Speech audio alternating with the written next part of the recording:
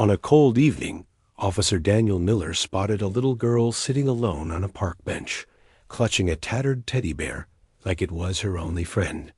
Her name was Sophie Carter. No parents, no home, no one who even noticed she existed. What Daniel uncovered next was heartbreaking, but also life-changing, because this isn't just a story about neglect. It's about how one man's compassion, one community's love, and one family's open door transformed Sophie from invisible to unforgettable. And trust me, you'll want to hear every moment of it.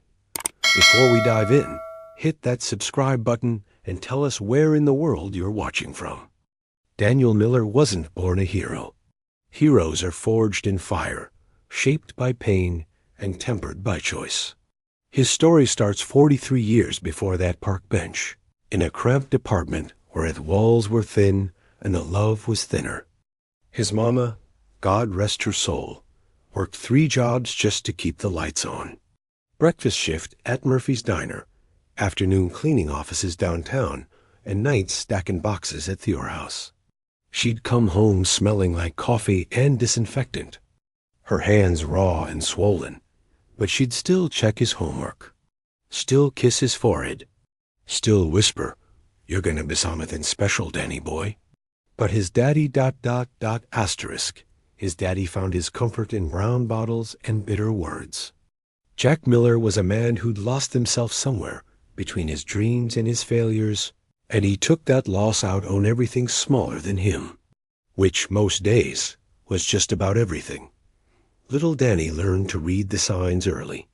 The heavy footsteps on the stairs, the way the air changed when his daddy's shadow fell across the doorway.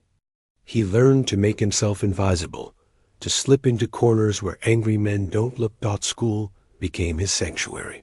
Not because he loved learning, though he was sharp as a tack, but because of Mrs. Lillian Foster, 4th grade teacher, with silver hair and eyes that saw everything.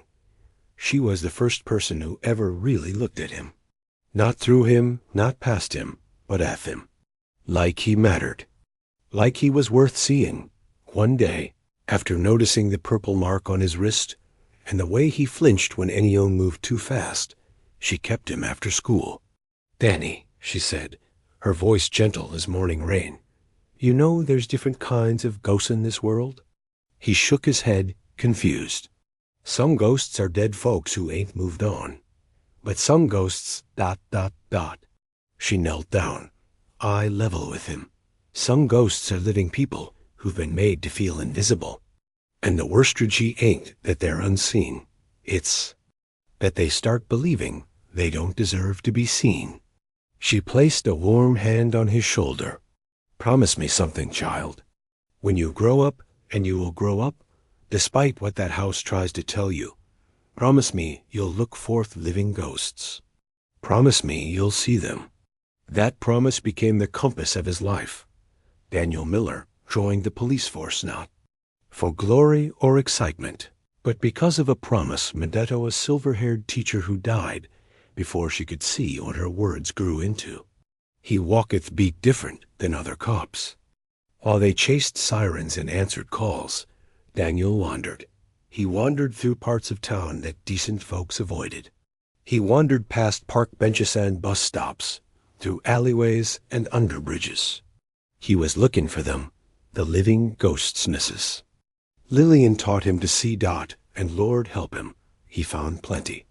There was old Pete, the veteran who slept in doorways and talked to enemies that existed 40 years in the past. Daniel would sit with him, sometimes for hours, just listening to stories about boys who never came home from jungles too far away.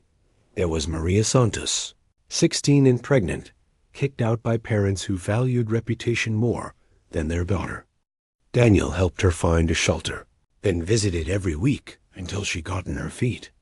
There was Tommy Chun, 11 years old and selling candy bars to avoid going home to a father-in-law, measured love in test scores and achievements. Daniel bought every candy bar Tommy had, then taught him that sometimes the bravest thing you can do is ask for help. 22 years of walking that beat. 22 years of seeing the invisible.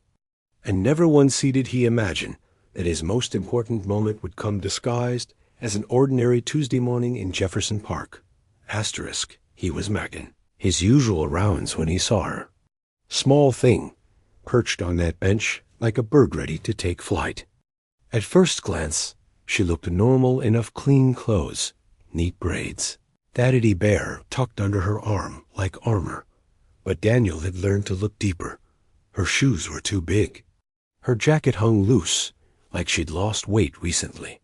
And her eyes, Lord have mercy. Her eyes held more old pain than any child should carry.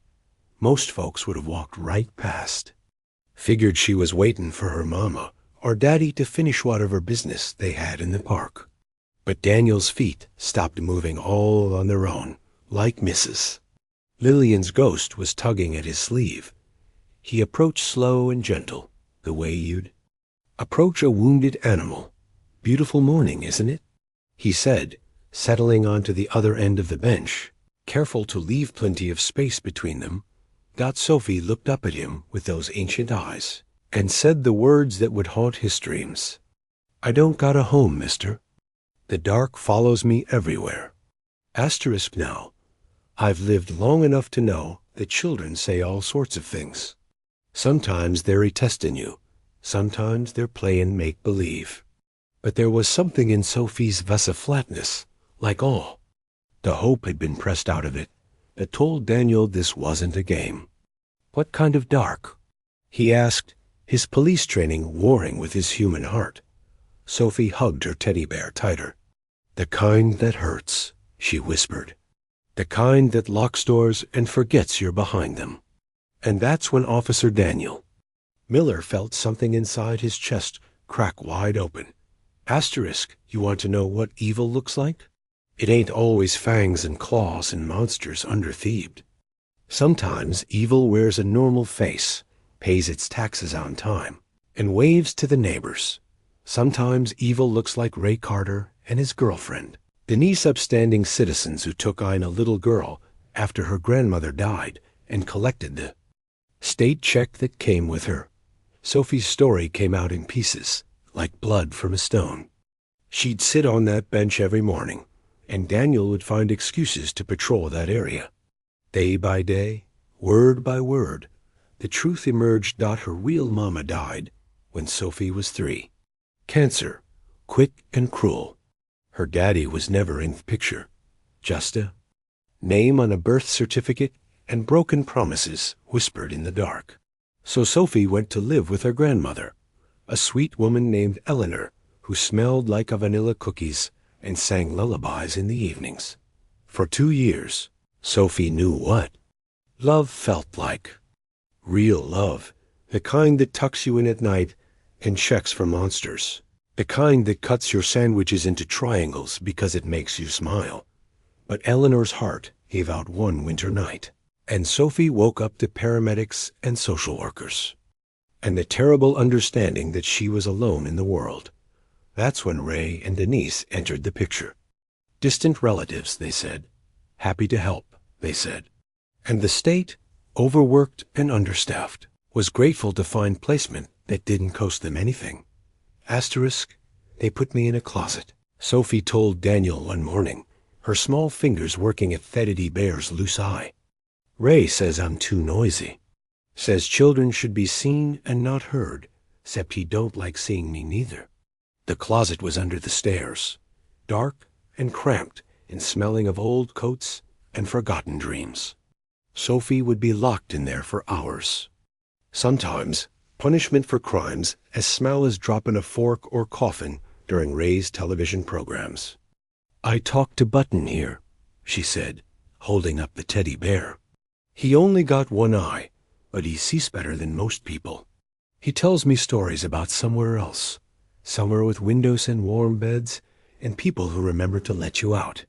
Daniel's hands clenched into fists. Sophie, honey, where do these people think you are right now? School, she said simply. But I ain't been to school in weeks. They forgot to wake me up, and by the time I got out of the closet, it was too late. Then they forgot again and again. Her voice got smaller. I think maybe they're trying to forget me altogether. Asterisk that afternoon, Daniel drove to Sophie's address. Nice neighborhood, white picket fences, the American dream wrapped up in vinyl siding and 2-car garages. He knocked on the door, and Ray. Carter answered tall, clean-shaven, wearing a smile that didn't reach his eyes. "Officer, is everything all right?" "Just checking on Sophie Carter," Daniel said, watching the man's face carefully. "Making sure she's doing okay." Ray's smile never wavered, but something flickered behind his eyes. "Sophie? Oh, she's fine. Actual, of course. Bright girl, loves learning. Mind if I come in?" "Just routine." "Sorry, officer, but we're heading out. Doctor's appointment for my girlfriend. Maybe anothertum?" The door closed before Daniel could respond, but he'd seen enough. The house was too clean, too quiet. No child's toys scattered about, no school papers on the refrigerator, no signs that a little girl lived there at all. That evening, Daniel called the school.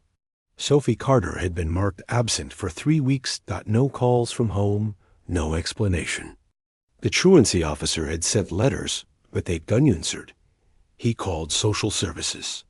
No caseworker assigned to Sophie Carter. In fact, there was barely a file at all, just basic information from her initial placement, and nothing since. Sophie Carter was invisible to the system that was supposed to protect her, but she wasn't invisible to Daniel Miller. The next morning, Sophie wasn't on the bench.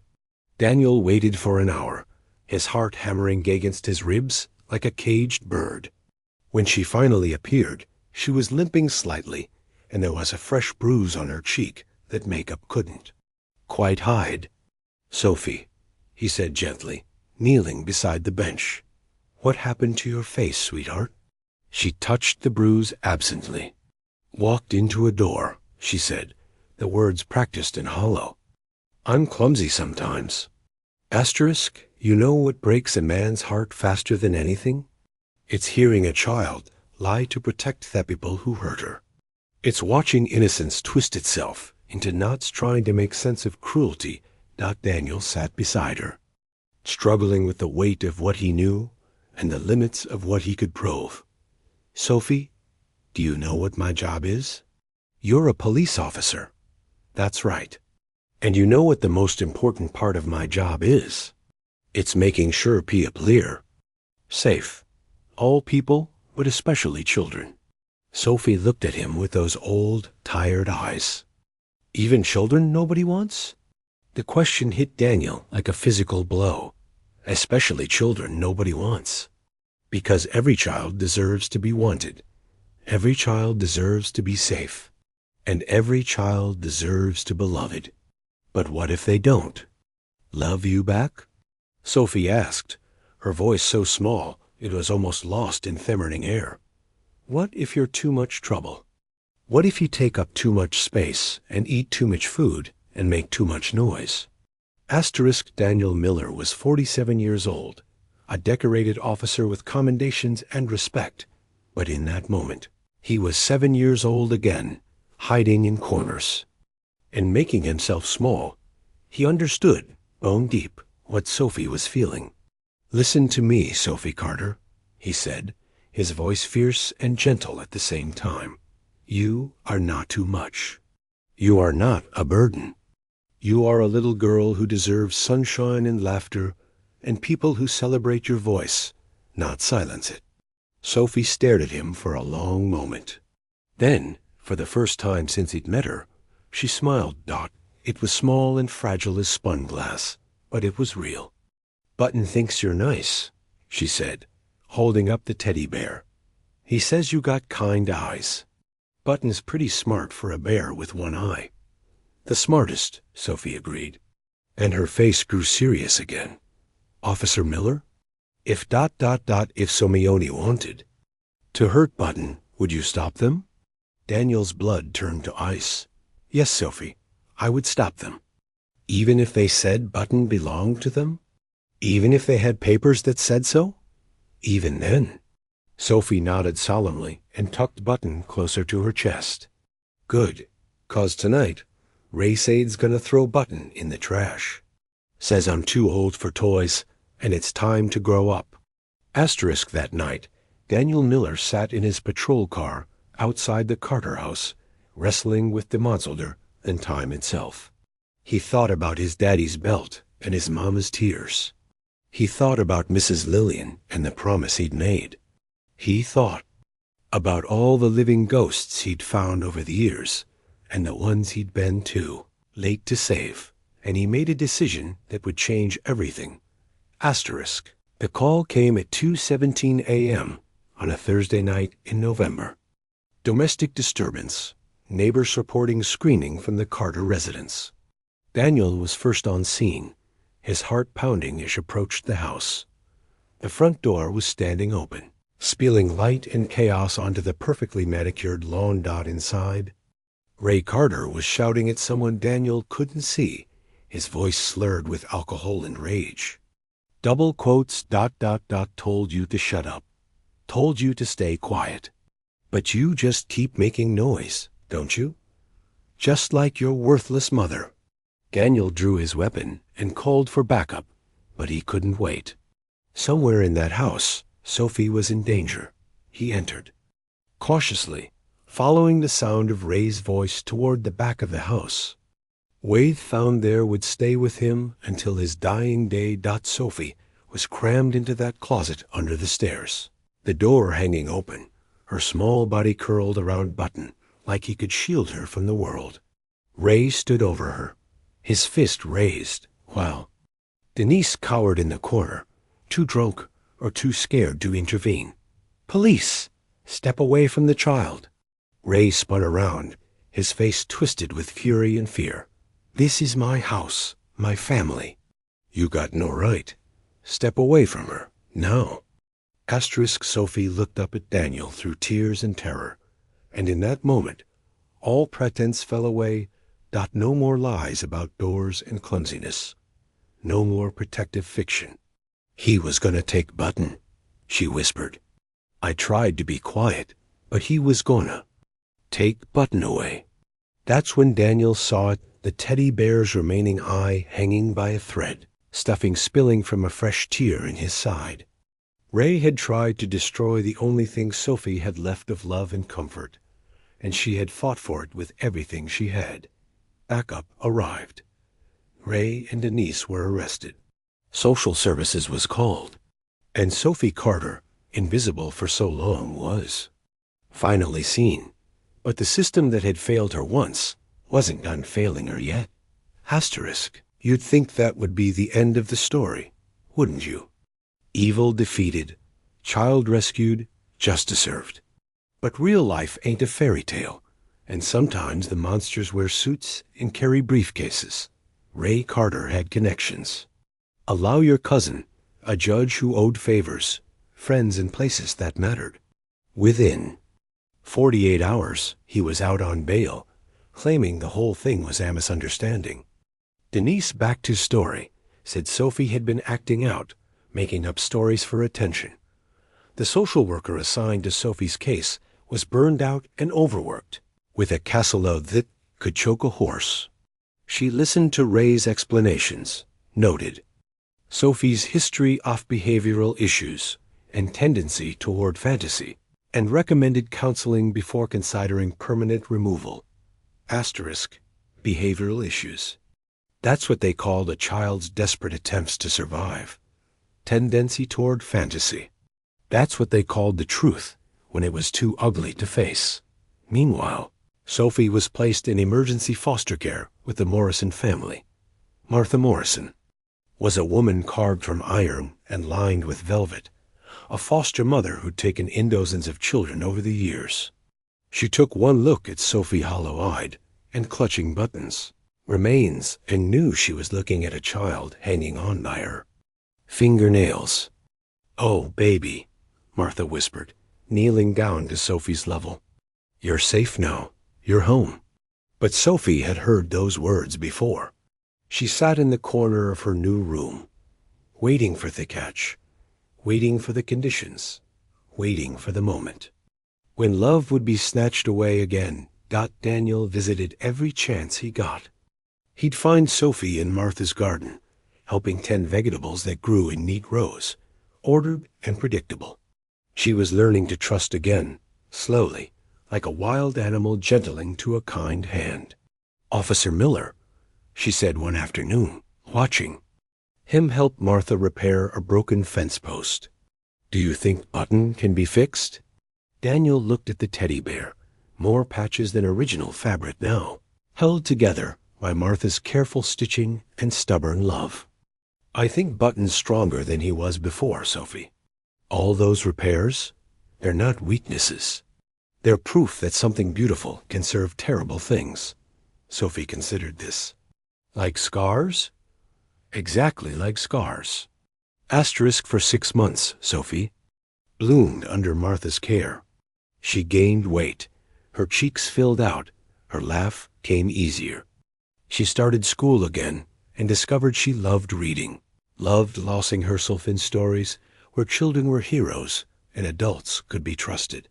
But Ray Carter wasn't finished with her. Asterisk, the custody hearing was set for a Tuesday in April. Cherry blossoms blooming outside the courthouse windows like promises of spring.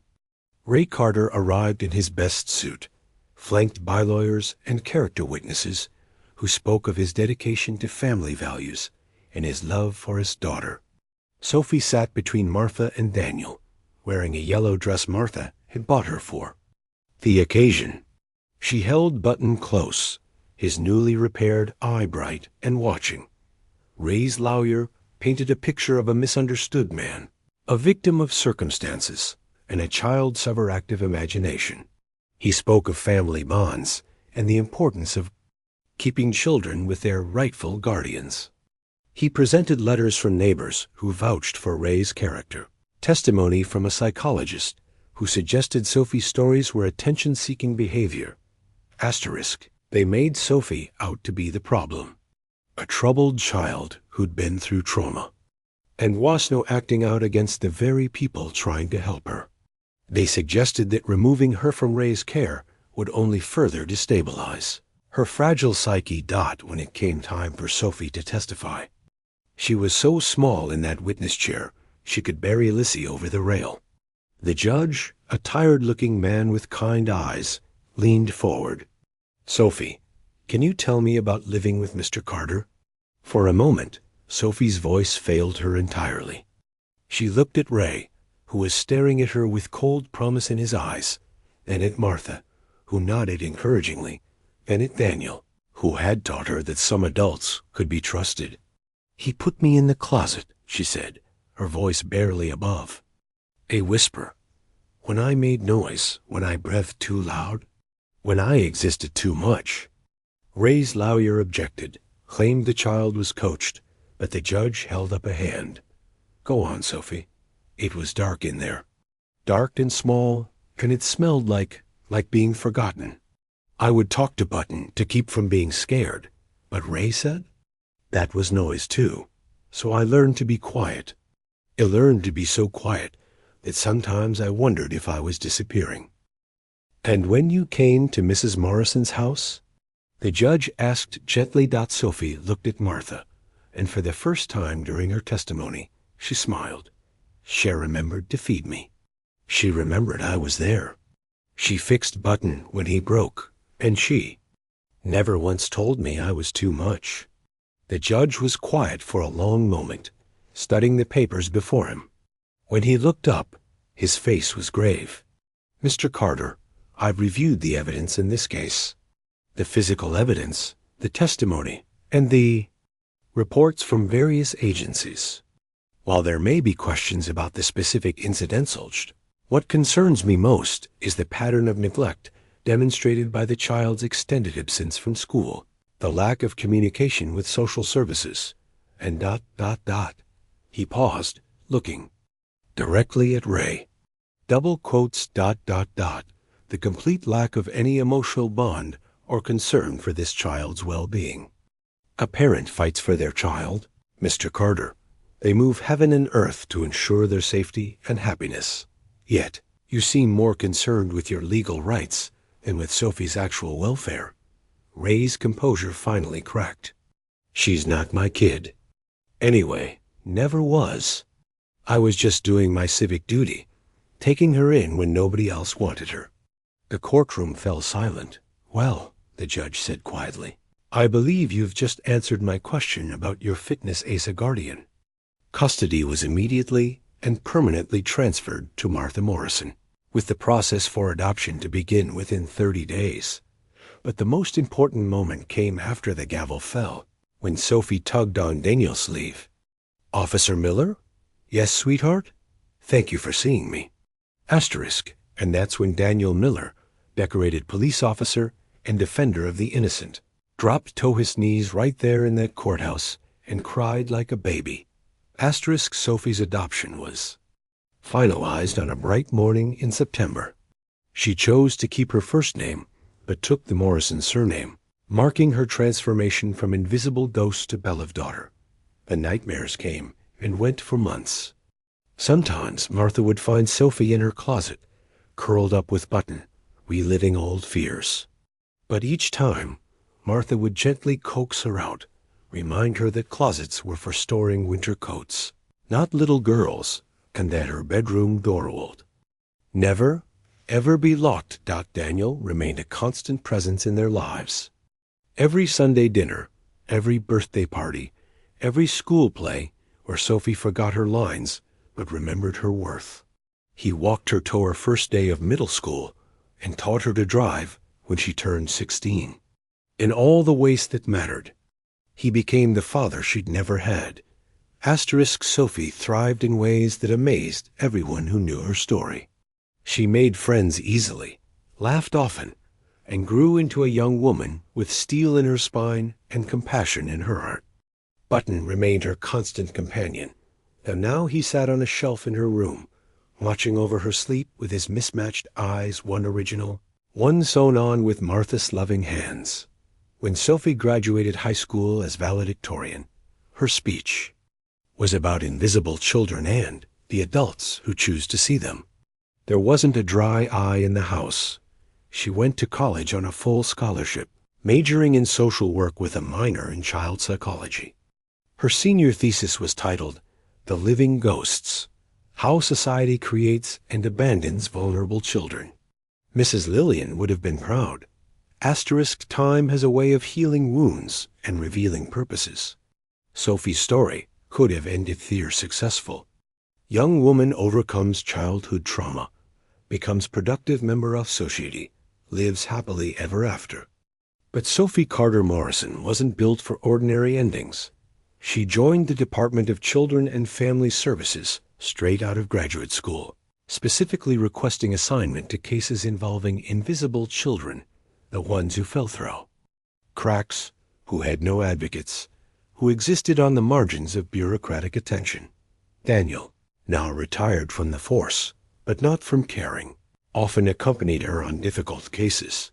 His presence was both comfort and strength, a reminder that some promises span decades and some protections last a lifetime. Asterisk, I remember the day they got the call about Marcus Williams, a 9-year-old boy whose grandmother had died, leaving him in the care of relatives who saw him as nothing more than a monthly check. The boy had been living in a garage, sleeping on old blankets, eating scraps when he remembered to ask. Sophie found him much the way Daniel had found her, sitting alone, invisible to the world, holding on to the one thing that made him feel human. In Marcus's case, it was a broken toy truck, its wheels long gone, its paint faded to ghost metal gray. "Hi, Marcus," Sophie said, settling beside him with the ease of someone who understood the geography of abandonment. "And Sophie, I used to have a teddy bear named Button. He was pretty beat up too, but he was the strongest thing I ever knew." Marcus looked at her with eyes too old for his face. "This truck don't work no more.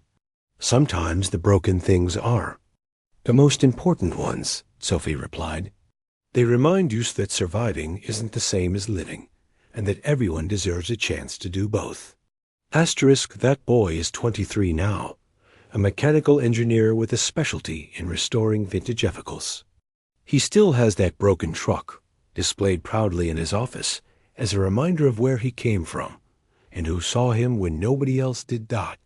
Sophie has saved dozens of children over the years, but she'll tell you she's only doing what Daniel did for her, what Martha did for her, what Mrs. Lillian taught them all to do.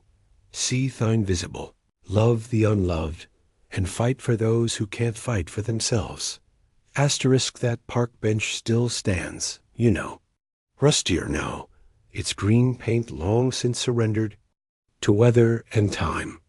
The city council talks about replacing it every few years, but somehow it remains a monument to moments that change everything. A witness to the day Officer Daniel Miller learned that the smallest voices often carry the largest truths. Visits sometimes, usually in the evening when the light is golden and the world feels suspended between day and dreams. She brings Button with her ancient now, more patched than original fabric, but still seeing everything with his mismatched eyes. Sometimes she brings her own children, adopted siblings, who understand that families are built from love, not blood, and that the strongest bonds are forged in the fires of shared survival. Daniel joins her when he can, though age has made him slower, more careful with his steps. They sit in comfortable silence, watching the world spin on its axis, knowing they've done their part to keep it steady. Asterisk, last time I saw them there, Sophie was reading a letter from the state governor, commending her work with at-risk youth. Daniel was watching a group of children play on the swings, his old cop instincts still cataloging which ones looked happy and which ones might need someone to see them. Funny thing about promises, Sophie said, tucking the letter away and taking Button from her bag. They don't expire. They don't wear out. They just keep growing until they become bigger than the person who made them. Mrs. Lillian knew what she was doing, Daniel replied, his voice carrying the weight of decayed sand, the likeness of peace. She knew that one person really can make a difference. She knew that most people are just waiting for permission to care. Someone just has to give. It owed them. Asterisk, as the sun set that evening, painting the sky in shades of hope and memory, Sophie stood up from the bench and placed Button gently on the worn wooden slats. What are you doing? Daniel asked. Leaving him for whoever needs him next, Sophie said. Button's job isn't done. There are still ghosts who need to be seen, still children who need to know they matter. They walked away together, leaving the one-eyed bear to keep watch over the bench where miracles happen and promises are kept. But time ain't done with our story yet. No, sir. You see, stories like Sophie's don't end, they multiply, spreading outward like ripples in a still pond, touching shores you never imagined. 3 years after Button took his place on that bench, a young teacher named Elena Vasquez was walking through Jefferson Park after the worst day of her career. She'd just been told their classroom was overcrowded. Her supplies were being cut, and 3 of her students, the quiet ones who reminded her why she'd become a teacher in the first place, were being transferred to different schools. She was ready to quit, ready to walk away from the profession she'd dreamed of since childhood, ready to admit defeat to a system that seemed designed to break the spirits of those who cared most. That's when she saw him, Button, sitting patient and eternal on that weathered bench, his mismatched eyes catching the last rays of sunlight. The old man's voice softens with gentle reverence. Elena had never heard of Sophie Carter Morrison, didn't know about Daniel Miller or Mrs. Lillianer, the promise that connected them all. But something about that old teddy bear called to her, and she found herself sitting beside him, letting years of frustration and heartbreak spill out into the evening air. I can't save them all, she whispered to Button's patient face. There are too many, and I'm just own person. How do you fight a system that doesn't want to be changed? The wind rustled through the trees, carrying with it the faint sound of children's laughter from a playground somewhere in the distance. And in that moment, Elena remembered why she'd become a teacher, not to save everyone, but to save someone. To be the adult who saw potential where others saw problems, who heard possibility where others heard noise. The next Monday, Elena Vasquez didn't quit. Instead, she started something called the Invisible Children Project, a program designed to identify and support students who are falling through the cracks. She partnered with local police officers, social workers, and community volunteers to create a network of watchful eyes and caring hearts. Funny thing about good ideas, they tend to spread. Within 5 years, the Invisible Children Project had expanded to 12 school districts. Within 10, it was operating in 4 states. And at the center of it all was a simple principle. Every child deserves to be seen, to be heard, to be valued. Elena never knew that her inspiration came from a teddy bear who'd once belonged to a little girl named Sophie. But Sophie knew. She'd been watching, the way she watched all the ripples that spread out from that first moment of recognition on a park bench so many years ago. Asterisk, by the time Sophie turned 30, she'd become something of a legend in child welfare circles. Workers would whisper her name in break rooms, sharing stories of impossible cases solved, of children she'd saved from situations that seemed hopeless. But Sophie never forgot that she was just one link in a chain that stretched back to Mrs. Lillian and forward to children not yet born. She carried that responsibility like a sacred trust, and it shaped every decision she made.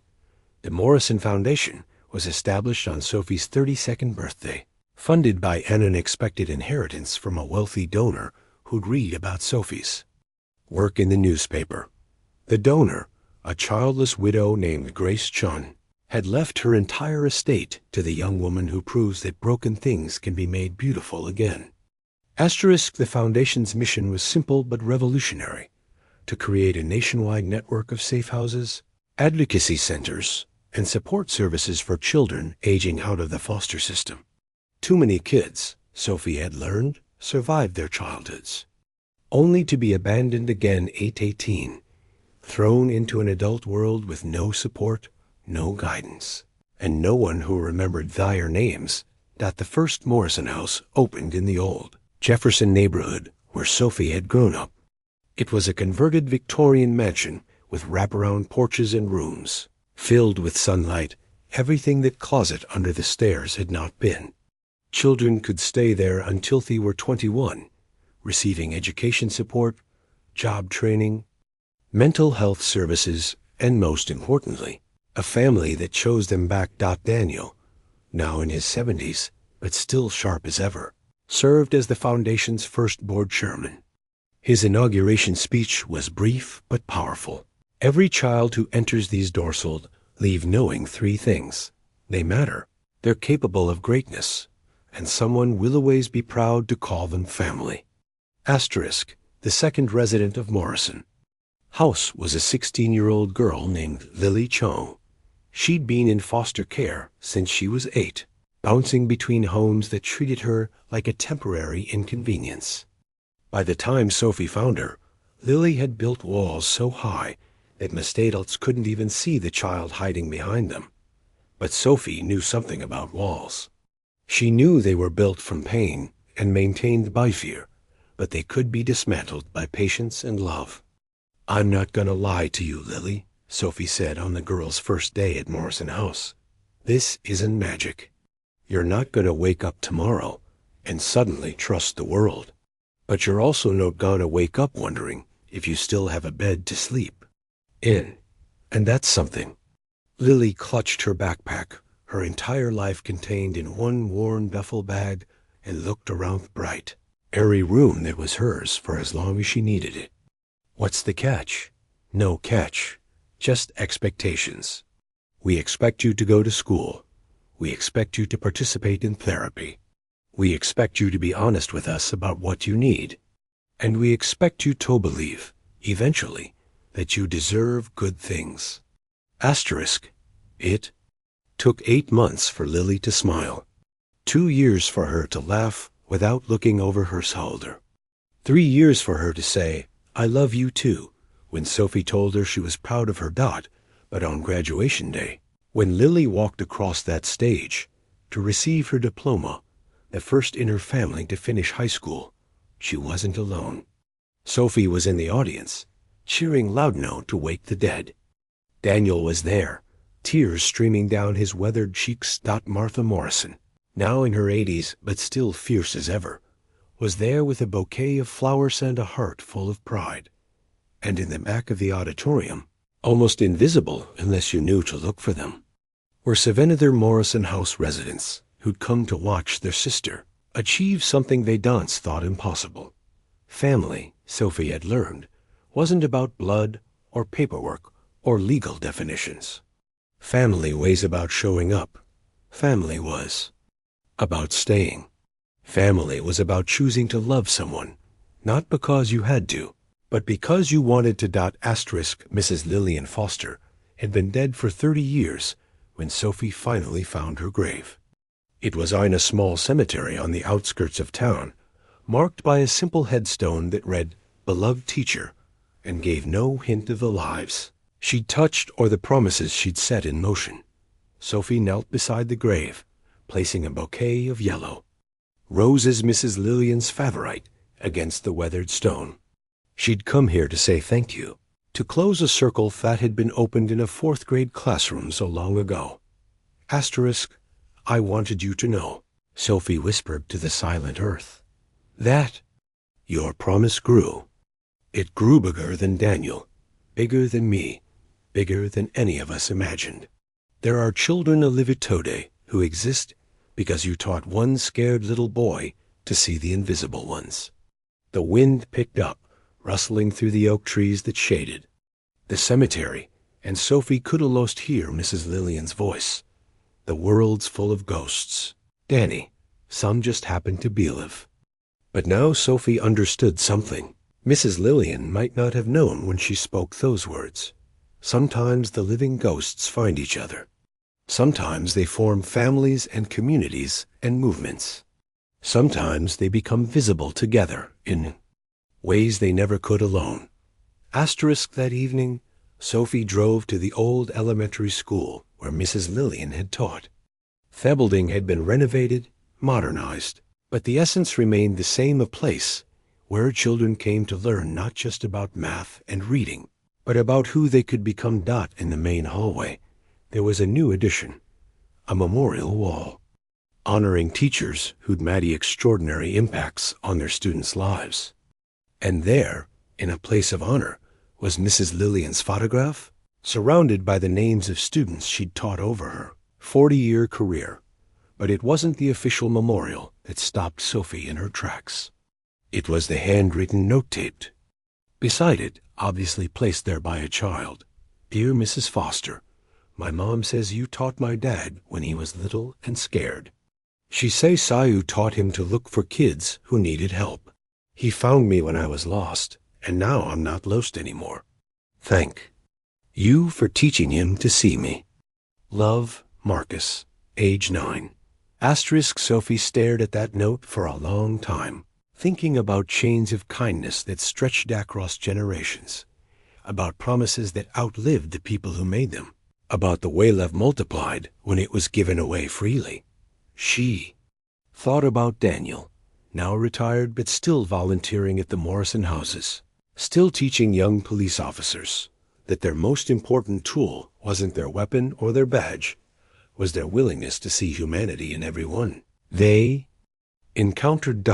She thought about Martha, whose own children had grown and scattered, but who'd found her truest calling in loving the unloved, in proving that families could be built from choice and commitment, rather than chance and biology. She thought about all the children she'd helped over the years, and the children they would help in turn, and the endless possibilities that bloomed when anyone decided that every life had value. On Sophie's 40th birthday, the Morrison Foundation opened its 15th house. The ceremony was held in Jefferson Park, not far from the bench where it all began, and the crowd included former residents, current staff, community supporters, and 3 very special guests. Daniel Miller, now 78 and using a cane but still sharp as a tack, gave the opening remarks. His voice was raspier than it used to be, but it still carried the weight of absolute conviction when he spoke about the importance of seeing every child as someone's bella vidriager. Martha Morrison, 86 and still formidable despite her wheelchair, cut the ribbon with hands that had braided countless pigtails, dried countless tears, and signed countless adoption papers. Her speech was brief but powerful. Home isn't a place. It's a promise. And every child deserves someone who keeps their promises. Asterisk, but it was the third speaker who brought tears to every eye in the crowd. Lily Chong, Dr. Lily Chong now, with a Ph.D. in child psychology and 3 published books on trauma recovery, stood at the podium with her own daughter sleeping in her arms. 15 years ago, she said, her voice steady and strong, I was a 16-year-old girl who believed she was broken beyond repair. I'd been told so many times that I was difficult, that I was damaged, that I was too much trouble, that I'd started to believe it myself. She looked out at the crowd, her eyes finding Sophie in the front row. But someone saw past the walls I'd built. Someone chose to believe that I was worth saving, worth loving, worth fighting for. And because of that choice, because Sophie Morrison Refusetto let me disappear, my daughter will never know what it feels like to be invisible. Asterisk, the baby in Lily's arms stirred and opened her eyes, bright, curious eyes that seemed to take in the whole world with wonder. Lily adjusted her daughter's blanket, revealing a tiny onesie that read, Seen, Loved, Chosen. This is Eleanor Lillian. Chong, Lily continued, named for a teacher who never met her, but whose promise lives on in her very existence. She represents the future, a future where Knuckled has to fight to be visible, where every young person knows they have value, where the cycle of neglect and abandonment ends with us. The crowd rose in thunderous applause, but Sophie barely heard it. She was thinking about connections across time, about how Mrs. Lillian's words to a scared little boy had somehow reached across 40 years to touch the life of a baby who would grow up knowing she was wanted. Asterisk, after the ceremony, as the crowd dispersed and the sun set over Jefferson Park, Sophie found herself back at the bench. Button was still there, faithfully keeping watch. His patches weathered be seasons, but his purpose unchanged. Daniel joined her, moving slowly but deliberately, and together they sat in comfortable silence as the first stars appeared in the darkening sky. You know what I've learned in all these years? Daniel said finally. What's that? Heroes don't wear capes. They don't have superpowers or special abilities. They're just ordinary people who decide that someone else's pain matters more than their own comfort. Sophie nodded, thinking about all the ordinary heroes she'd met over the years. Teachers who stayed late to tutor struggling students, police officers who carried teddy bears in their patrol cars, foster parents who opened their hearts to children the world had given up on. Mrs. Lillian was right about the ghosts, Sophie said softly. But she was wrong about one thing. What's that? The living ghosts don't have to stay invisible. They can choose to be seen. They can choose to see each other, and when they do, she gestured toward the park, where families were packing up picnic blankets and children were chasing fireflies in the gathering dusk. When they do, the whole world gets a little brighter. Asterisk, the Morrison Foundation's work didn't stop at residential care. By its 20th anniversary, it had grown into something larger than Sophie had ever imagined. A comprehensive network of services that addressed the root causes of child neglect and abandonment. There was the prevention program, which provided support to struggling families before crisis hit. There was the education initiative, which trained teachers, social workers, and law enforcement officers to recognize and respond to signs of abuse and neglect. There was the Legislative Advocacy Division, which worked to change laws and policies that failed to protect vulnerable children. But perhaps most importantly, there was the Visibility Project, a nationwide campaign designated to raise awareness about invisible children and the adults who could help them become visible. Asterisk. The project's symbol was simple but powerful. A teddy bear with one eye, sitting on a park bench, waiting for someone to notice. The message was even simpler. Every child deserves to be seen. The campaign launched with a video that went viral. Within hours, it showed children of different ages, races, and backgrounds, all sitting alone in various settings: bus stops, school cafeterias, apartment stairwells, park benches. As the camera pulled back from each child, text appeared on the screen: invisible, unseen, forgotten. But then the perspective shifted. Adults began to notice a teacher kneeling beside a lonely student, a police officer sharing a sandwich, with a hungry child, a neighbor inviting a neglected kid to dinner. As each child was acknowledged, the word invisible faded and was replaced with seen, valued, loved. The video ended with a simple call to action. In your community, in your neighborhood, in your daily life, there is a child waiting to be seen. Will you be the one who looks? Asterisk. The response was overwhelming. Within a year, over 200 communities had started their own visibility projects. Schools implemented no invisible student policies. Police departments began training officers in child welfare recognition. Churches, mosques, synagogues, and community centers started mentorship programs for at-risk youth. But the most powerful responses came from individuals, ordinary people who decided to pay attention, to look beyond their own concerns and notice the children around them who might need help.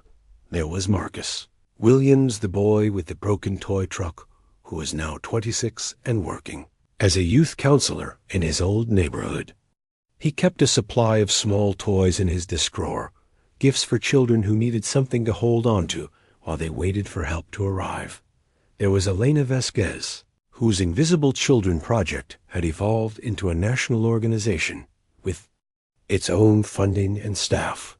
She still taught part-time, still looked for the quietones in the back of the classroom, still believed that education could change the world one child at a time. There was Officer James Thompson, a rookie cop who'd heard Daniel Miller speak at the Policycity. James carried a backpack in his patrol car filled with snacks, coloring books, and small stuffed animals. His colleagues called him Teddy Bear Thompson, and he wore the nickname with pride. Asterisk. Each of these people had been touched by Sophie's story, directly or indirectly. But more importantly, each had touched other lives in turn, creating ripples that spread far beyond anything Sophie could have tracked or measured. A teacher in Seattle started a program pairing isolated students with reading buddies. A social worker in Miami developed a rapid response team for children found in crisis situations. A judge in Denver created a special court focused on rehabilitation rather than punishment for young offenders. The invisible children were becoming visible one by one, community by community, choice by choice. That teddy bear sits there still, weathered by rain and sun, guardian of a bench that holds more stories than any book ever written. Children find him sometimes, usually the ones who understand what it means to be invisible. They hold him for a while, whisper their secrets to his patient ears, and somehow find the strength to keep going for one more day. And sometimes, just sometimes, a police officer or social worker or teacher will notice them, will see past the carefully constructed invisibility to the child underneath, will sit down and say the words that change everything. You matter. You're seen. You're not alone. Asterisk. But Button's vigil isn't just about waiting for the lost children anymore. Now he watches over the found ones too, the adults who return to that bench to remember where their journey began, to honor the moment when someone chose to see them. Sophie still visits, though less frequently now, as the responsibilities have grown. Sometimes she brings children from the newest Morrison house, showing them where hope first took root. Sometimes she comes alone, needing to reconnect with the scared little girl she used to be, to remind herself why the work matters. Daniel passed away on a Tuesday morning in spring, sitting in his favorite chair with a cup of coffee and a photo of Sophie's wedding day in his hands. His funeral filled the largest church in town, standing room only, packed with children and adults whose lives he'd touched. A eulogy was given by a police chief who'd never met him, but knew his legacy through the officers he single quotes din spired. Martha lived to be 94, surrounded by love until the very end. Her memorial service washled in the garden behind the original Morrison house, under the oak tree she'd planted when the program first began. Instead of flowers, mourners were asked to bring donations for the children's college fund. Martha's final gift to the young people she'd never stop loving. The bench remembers them all. Every story, every tear, every moment of recognition and rescue. It has become a pilgrimage site of sorts, though most visitors don't know the full history. They just know that something significant happened here, that lives were changed and hope was born on this weathered wood and rusted metal. And Button continues his watch, patient and eternal, proof that sometimes the smallest guardians carry the largest responsibilities. You see, the thing about being invisible ain't that people can't see you, it's that they choose not to. But it only takes one person, willing to look, to care, to act, to make all the difference in the world. Mrs. Lillian knew this. Daniel learned it. Sophie lived it. And now millions of children across the world benefit from a promise made in a fourth-grade classroom to a scared little boy who grew up to be a hero. The story doesn't end here, you know. It can't end, because every day brings new children wanting to be seen, new adults who must choose between looking away and stepping forward. The bench will keep its vigil. Button will maintain his watch. And somewhere, maybe in your own neighborhood, maybe in your own family, maybe right under your nose, a child is waiting to be noticed, waiting to be valued, waiting to discover that they matter enough for Somion to fight for them. The question isn't whether these children exist. They do, in every community, in every social class, in every demographic you can imagine. The question is whether you'll be the one to see them. Will you be the Mrs. Lillian who plants a seed of hope in a frightened child's heart? Will you be Daniel who refuses to walk past suffering? Will you be the Martha who opens her home and her heart to the unwanted? Will you be the Sophie who transforms pain into purpose? The voice fades to silence, leaving only the whisper of wind through old trees and the eternal promise that someone, somewhere, is always watching over the forgotten ones, because we're all just one choice away from being heroes, one moment away from saving a life, one heartbeat away from proving that love is stronger than indifference, that hope is more powerful than despair, and that sometimes the smallest voices carry the most important messages of all. The story ends as it began, with silence. But it's not the silence of emptiness. It's the silence of understanding, of promises kept, of love that transcends time and touches every soul brave enough to listen. And in that silence, if you listen very carefully, you can hear the echo of a little girl's voice. Thank you for seeing me. That echo is eternal. That echo is everywhere. That echo is calling to you right now, asking the question that defines us all. Who will you choose to see today? You see, child, stories don't die when the telling stops. They linger like the faint scent of lilacs after rain, like the echo of laughter in an empty room. Sophie's echo, Daniel's echo, Martha's echo, they're still out there, stitched into the fabric of everyday lives. Sometimes it shows up in the smallest of ways. A neighbor leaving an extra plate of food by a lonely child's door. A teacher slipping a book into the backpack of a student who can't afford one. A stranger pausing on the sidewalk, really seeing the boy who's pretending not to shiver in the cold. That's the secret most folks miss.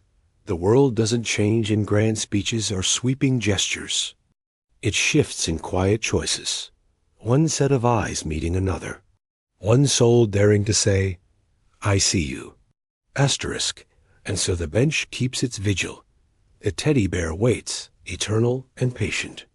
But here's the truth no one tells you. Button ain't really just wood and cloth anymore. He's an idea. A torch passed from hand to hand. Because the moment someone chooses to notice, to care, to act, that's when the promise lives again. Maybe you'll walk by such a bench one day. Maybe you'll hear the faintest whisper of a child's voice. Thank you for seeing me. And maybe, just maybe, you'll realize the echo's been waiting for you all along. Asterisk, because in the end, we're all keepers of the same vow. To notice, to remember, to love. And when we do, the invisible become visible, and the forgotten become forever.